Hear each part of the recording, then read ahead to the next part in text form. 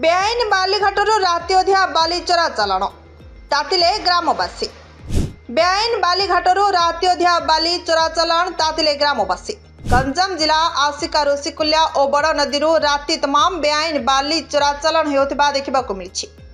बाली mafia माने विभाग अधिकारी मानक हातर करी बेआईन भावे रीतिमत बाली चोराचालाण करुछंती।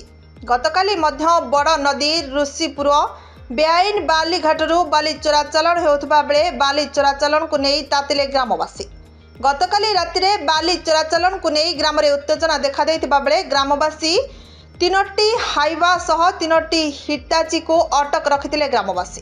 घटनास्थल में पुलिस और तहसील एटीओ पहुंची लोकों को बुझासुझा करथिले मध्य गाँ लोके प्रशासन को बाली गाड़ी जिमा देबाको नाराज होइछंती।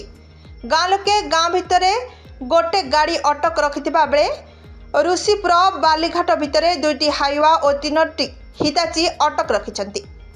पुलिस और प्रशासन गाँ लोकों को बुझाई नाकेदम होइतिबा बेले एजाए गाँ रे अटक अछि बाली गाड़ी। मोर परिचय ऋषिपुर ग्राम्य सेक्रेटरी गणेश चंद्र सामल।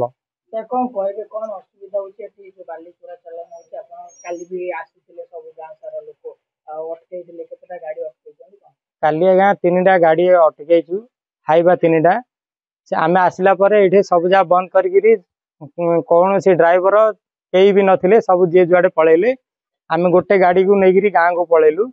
तापरे एपटे हाइबा जीवा रास्ता नुहे हाइबा बारंबार ए रास्ता रे जाउची गला परे असुविधा होची हमर मेडिकल प्रॉब्लम तापरे हमर स्कूल जीवा पे प्रॉब्लम ए जिंस नै गिरी आमे सरकार तरफ तहसील रे भी कहिचु विधायक को कहिचु विधायक कहवा सकते भी आमे ग्राम कमिटी जाइथिलु विधायक को कहवा पई से हमकु ग्राम कमिटी को अपदस्थ कले कहले सेठे 50 लाख टंका आमे इन्वेस्ट करिचु आ बाली जीवा को बाध्य आमे बारंबार कहवा परे कहले देखिया तमे किंदी बंद करबा आमे नेबु आगाइली बाध्य करिकरी कहवा परे आमे ग्राम रे आसी कहवारु ग्राम लोक कहले जे देखिबा तांके किंदी नेबे आ वर्तमान तांके राति चोरा चालाण करचंदी आमे राति रे जीवा पेइली राति रे ग्राम रो समस्त लोक आसीथिले आसिकरी आमे 3टा हाइबा को जब्त करी।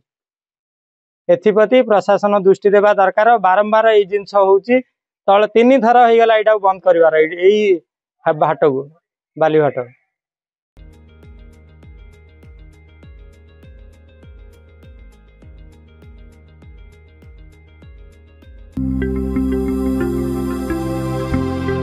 लेटेस्ट न्यूज अपडेट पाई www.nowodisha.com को लॉगिन करंतु।